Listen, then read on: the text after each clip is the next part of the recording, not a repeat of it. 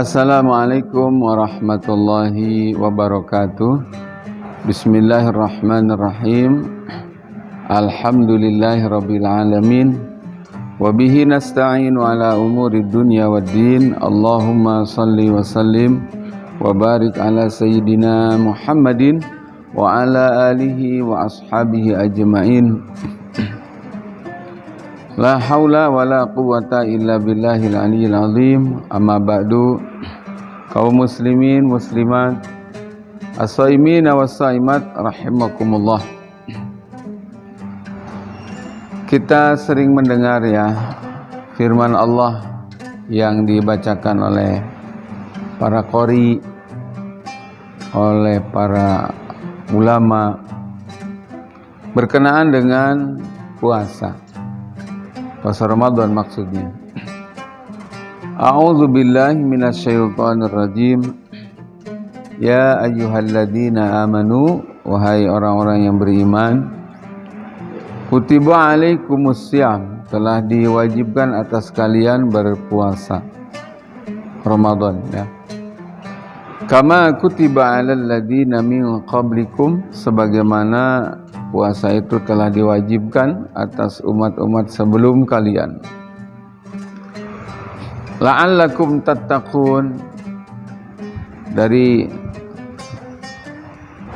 ibadah puasa yang diwajibkan itu tujuannya adalah supaya kalian bertakwa. Bukan untuk dalam rangka menyengsarakan, menyusahkan, bikin lapar dan haus, bukan. Apalagi bikin sakit, bikin penyakitan, tidak. Kata Allah, supaya kalian semua bertakwa. Di dalam tafsir Jalalain ya, kenapa puasa kaitannya dengan tujuan untuk membentuk pribadi yang takwa? Karena di dalam diri manusia itu ada dua kekuatan, yakni al-quwatul ghadbiyah, kekuatan emosional yang kalau ini lepas tanpa kendali, manusia akan berperilaku cenderung mengikuti perilaku setan ya, hasud, dendam, permusuhan, kebencian dan lain-lain. Yang kedua ada al-quwatus syahwiyah, kekuatan syahwat. Dalam diri setiap manusia ada. Kalau kekuatan ini dominan, ya tidak terkendali dengan syariat, manusia akan cenderung nanti berpola hidup layaknya binatang. Binatang itu apa? Orientasinya ya makan, minum, kawin, tidur, gitu aja. Yang lain nggak ada agenda dalam kehidupan binatang itu ya. Asal puas makan, puas minum, puas bersetubuh, puas tidur, itulah binatang. Nah, terus di dalam tafsir Jalalain disebutkan ada kekuatan yang positif di dalam diri manusia, yaitu al-quwatul aqliyah, kekuatan akal. Akal inilah nanti yang bisa memiliki khasiat ya, membedakan baik buruk, membedakan hal yang bermanfaat dan yang berbahaya. Sekaligus akal ini juga yang punya potensi untuk menerima agama, menerima pengajaran, menerima bimbingan dan arahan. Ini akal. Kenapa puasa bertarget untuk membentuk pribadi yang takwa? Karena begini, kaum muslimin, Tidak mungkin orang itu akan menjadi takwa kalau yang dominan di dalam dirinya yang muncul adalah kekuatan yang tadi, al-quwatul ghadbiyah, kekuatan emosional, dan al-quwatus sahwiyah, kekuatan syahwat. Sebaliknya, barulah memungkinkan sekali seseorang menjadi hamba yang bertakwa kalau yang muncul dominan di dalam dirinya itu adalah kekuatan yang ketiga, yakni al-quwatul aqliyah. Nah, puasa ini ya, membatasi makan, membatasi minum, bukan cuma oper jadwal makan dari siang ke malam, bukan, tapi betul-betul mengatur porsi ya, kemudian juga yang pasti halal jelas ya. Dengan mengendalikan pola makan ini yang bukan tujuan diet dan lain-lain, semata-mata ketundukan dan kepatuhan kepada Allah ya. Dari mulai imsak sampai ghurubus syams, sampai maghrib adanya, itu ternyata memiliki potensi yang sangat kuat untuk melemahkan, bukan mematikan. Melemahkan apa? Dua kekuatan tadi. Kekuatan ghadbiyah, emosional, dan kekuatan sahwiyah. Secara otomatis juga ketika manusia dalam keadaan lapar tadi di bawah puasa, itu secara otomatis kekuatan akliyah, kekuatan agama dia muncul. Sehingga syahwat itu perlu ada di dalam diri manusia. Emosi juga harus ada di dalam diri manusia. Tidak boleh dimatikan, tapi harus dikendalikan. Dikendalikan oleh apa? Oleh kekuatan akal, oleh agama, oleh wahyu. Nah, kaum muslimin muslimat rahimakumullah, selanjutnya, jadi kalau kekuatan emosi sudah terkendali, kekuatan syahwat sudah terkendali, yang memimpin adalah kekuatan akal, jadilah manusia itu nanti bertakwa kepada Allah Subhanahu wa ta'ala. Hal berikutnya adalah apa yang disebut dengan takwa. Para ulama memang dari berbagai bidang ilmu ya, itu andil memberikan definisi. Walaupun banyak ragamnya, tetapi tidak jauh-jauh dari makna yang ringkas, ini mencakup kepada semuanya. Apa itu? Imtisalul awamiri wajtinabun nawahi, ikhlasan lillah wa mutaba'atan li Rasulillah sallallahu alaihi wasallam. Jadi takwa itu adalah melaksanakan semua perintah. Ini kalimatnya pakai jamak. Jadi bukan melaksanakan perintah yang dia mau, yang tidak mau terus diabaikan. Bukan. Wajtinabun nawahi, meninggalkan semua larangan. Bentuknya jamak taksir. Jadi bukan meninggalkan larangan yang memang dia tidak suka, sementara yang suka masih terus dikerjakan. Bukan begitu. Dasarnya apa? Dasarnya adalah lillahi ta'ala dan mutaba'ah, mengikuti Rasulullah sallallahu alaihi wasallam. Itulah takwa. Kaum muslimin, muslimat, shaimin wa shaimat, perintah-perintah dan larangan-larangan Allah, apa namanya ketika digabungkan itu? Jawabannya adalah syariat. Syariat Allah, syariat Islam. Jadi apa yang disebut syariat Islam? Kumpulan dari peraturan lengkap kepada manusia, terdiri dari ini perintah-perintah, ini larangan-larangan. Yang perintah dikerjakan, yang larangan ditinggalkan. Itulah syariat Allah. Bukan untuk keuntungan Allah, tapi untuk keuntungan manusia bagi yang taat.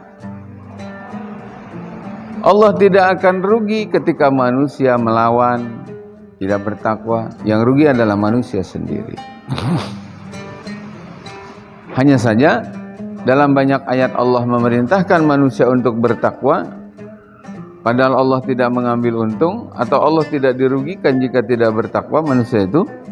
Kenapa diulang-ulang? Tidak lain saking karena sayangnya Allah Subhanahu wa taala kepada manusia.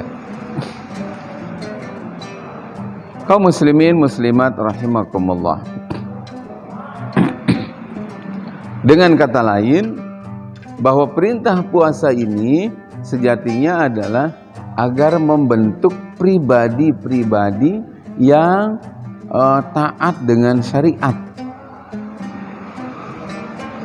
Atau saya katakan begini, puasa siapa yang bisa mencapai target?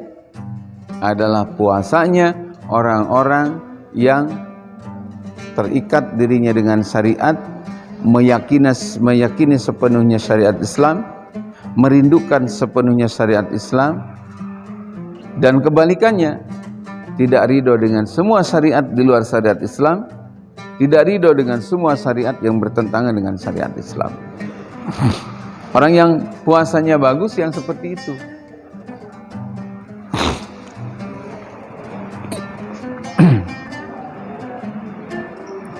Ikhwah fillah rahimakumullah. Sebaliknya, ada enggak orang yang puasanya percuma, tidak bernilai? Ada. Siapa? Orang yang puasanya tidak mengantarkan dia menjadi pribadi yang takwa. Orang yang dengan puasanya tidak menghasilkan keyakinan terhadap syariat. Orang yang dengan puasanya tidak membuahkan kerinduan terhadap syariat. Orang yang dengan puasanya tiap tahun dia laksanakan, tapi berdiam diri manakala hidup diatur bukan dengan syariat Allah. Ini orang yang puasanya seperti ini, orang yang puasanya seperti ini, nol. Orang yang puasanya seperti ini tanpa nilai. Orang yang puasanya seperti ini percuma. Begitu pemirsa rahimakumullah. Nah, selanjutnya ini kan kita hari ini harus melihat fakta, ya. Melihat fakta. Bagaimana puasa itu dikerjakan tiap bulan Ramadan dari tahun ke tahun. Tapi coba apa yang terjadi hari ini? Depan kita, belakang, samping kanan, kiri kita, hukum apa yang hari ini mengikat? Hukum apa yang hari ini diterapkan? Syariat Allah kah atau yang lain? Jawabannya adalah yang lain. Syariat Allah berupa perintah-perintah banyak yang tidak dikerjakan hari ini. Larangan-larangan Allah, ya, yang jelas-jelas diharamkan oleh Allah, hari ini banyak dikerjakan oleh manusia, dilegalkan, dipuji, disanjung-sanjung. Nah, ini problem buat kita. Untuk itulah maka melalui kesempatan yang mulia ini, Al-Fakir ingin mengajak, mari kaum muslimin muslimat, sebagaimana kita hari ini bersusah payah, lelah, menahan lapar dan haus, ya, melaksanakan syariat puasa ini, ayo tingkatkan dalam rangka apa? Bersemangat untuk siap lapar, haus, lelah, capek, kepayahan dalam rangka berjuang menegakkan syariat Allah. Dan itu pula kalau kita lihat ke belakang dari sirah nabawiyah, ya, bagaimana baginda Rasul Muhammad sallallahu alaihi wasallam dan para sahabat ini menyiapkan diri menjemput bulan suci Ramadan itu. Ternyata Masya Allah, Nabi dan para sahabat adalah teladan utama buat kita dalam kehidupan ini. Datang Ramadan itu sudah digambarkan agenda perjuangan A, B, C, D, agenda meningkatkan amal A, B, C, D, dan lain-lain. Bagaimana dengan kita hari ini? Karena meniru, mencontoh itu perkara penting ya. Jangan sampai seperti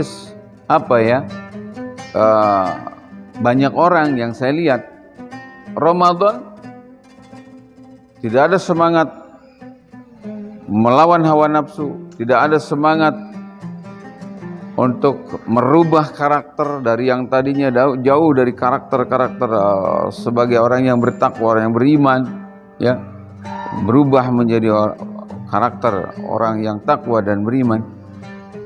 Banyak orang yang tidak ada hasrat untuk bagaimana siap menyiapkan dirinya berjuang menegakkan syariat Allah, karena yang dihadapi adalah bukan syariat Allah yang ditegakkan. Kita jangan seperti itu.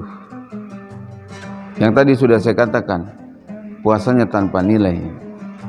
Jadi hari ini mari ikhwah fillah rahimakumullah dimanapun, jadikan Ramadan ini sebagai momentum untuk diisi dengan aktivitas perjuangan, sebagaimana Nabi Muhammad dan para sahabat mengisi ini Ramadan dengan aktivitas perjuangan. Perjuangan apa? Li'i'la'i kalimatillah. Dulu di saat syariat Islam belum tegak, ya, mereka berjuang menegakkan syariat Islam ini. Dan kapan syariat Islam itu tegak? Manakala sudah ada institusi khilafah. Kemudian di Madinah, saat negara Islam sudah ada, syariat Islam ada, berikutnya apa yang dilakukan oleh Nabi dan para sahabat? Mempertahankan yang ada. Karena kegigihan dalam memperjuangkan tegaknya syariat sekaligus di bawah eksistensi naungan negaranya yang pasca Rasulullah disebut khilafah itu, maka Islam eksis bertahan sampai 13 abad. Qadarullah, kita ini sekarang dihidupkan oleh Allah Subhanahu wa taala di zaman yang mana khilafah tidak ada, syariat tidak ada. Karena tidak ada khilafah, Islam hanya tinggal nama. Karena tidak ada khilafah, Al-Quran hanya tinggal tulisan. Karena tidak ada khilafah, para ulama, para kiai sebatas ngajarin syariat Islam, tapi tidak diamalkan. Karena tidak ada khilafah, para santri banyak menghafal Quran, menghafal hadis, menghafal kitab-kitab fikih, dan lain-lain, tapi mentok dalam soal pengamalan. Padahal sesungguhnya yang bisa menyelamatkan dari ilmu Islam ini adalah ilmu yang diamalkan. Sebagaimana Imam Al-Ghazali mengatakan, laisal alimu bikasratir riwayah, walakinnal alima man yahsallaha bisirri wal alaniyah. Bukanlah orang alim kalau standarnya dengan banyaknya hafalan, tetapi alim itu, ulama itu standarnya adalah ketakutannya kepada Allah. Karena ketakutannya kepada Allah dalam kesendirian dan di keramaian memastikan dirinya senantiasa terikat dengan syariat Allah. Nah, sekali lagi, sekarang ini 2023, qadarullah ya, kita dihidupkan oleh Allah Subhanahu wa taala di zaman yang boleh saya katakan ini, pemirsa, sebagai zaman terburuk secara umum ya. Tapi potensi untuk meraih kebaikan berpeluang sama dengan orang-orang sebelum kita. Salah satunya tadi, ayu. Karena Nabi dan para sahabat juga mengalami situasi seperti ini, tanpa syariah, tanpa daulah. Apa yang dilakukan? Terus berjuang, konsentrasi, full ya. Anak muda sekarang bilang gaspol, fokus, gak banyak tengok kanan dan kiri, kecuali hanya melirik untuk sekedar keperluan saja. Kayak kita bawa mobil, lihat, kan fokusnya ke depan. Kadang-kadang lihat lihat spion kanan, spion kiri, spion tengah, itu sekedar keperluan aja, fokusnya ke depan. Jadi ikhwah fillah rahimakumullah, jangan takut ya. Kita menyuarakan kebenaran, berjuang menegakkan syariat Islam yang kafah dalam naungan khilafah ini. Suarakan terus. Pasti orang kafir, orang zalim, orang munafik tidak suka, akan menyerang dia. Yuriduna ayyudfi'u nurallah biafwahihim. Pasti mereka akan menggunakan mulut-mulut mereka, menggonggong kalau ibarat anjing helder itu ya, untuk mematikan syariah dan khilafah ini. Jangan kalah, jangan kendor, jangan surut. Sebagaimana Imam Syafi'i mengatakan, kalau kau sudah yakin di atas kebenaran, berlarilah. Jika tak mampu, berjalanlah. Jika tak mampu, merangkaklah. Pantang balik badan. Gitu. Teruskan. Banyak hambatan, itulah hakikat perjuangan. Bukan berjuang kalau tidak ada hambatan. Begitu.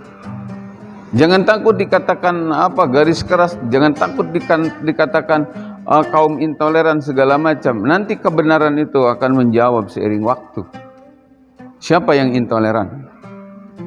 Siapa yang garis keras? Bahkan siapa yang teroris? Seiring waktu akan dijawab. Kita tekun aja dengan agenda kita. Bulan puasa tidak hanya sekadar ibadah, ritual puasa menahan lapar dan haus dari pagi, dari imsak sampai maghrib. Lebih dari itu, semangat ini harus menyadarkan kita untuk berjuang menegakkan syariat Allah, karena memang hari ini syariat tidak ada. Syariat tidak ditegakkan. Lebih dari itu, syariat Islam hari ini dimusuhi, diperangi, dicaci, dimaki, dinistakan dan seterusnya. Ikhwafillah dimanapun berada, insyaallah itu yang bisa Al-Fakir sampaikan ya. Mudah-mudahan dengan sekelumit pemaparan ini berbobot dengan hikmah dan diridhoi Allah sehingga menjadi ilmu yang manfaat. Terima kasih atas segala perhatian. Mohon maaf atas segala kekurangan. Hadani Allah wa iyyakum ajmain. Assalamualaikum warahmatullahi wabarakatuh.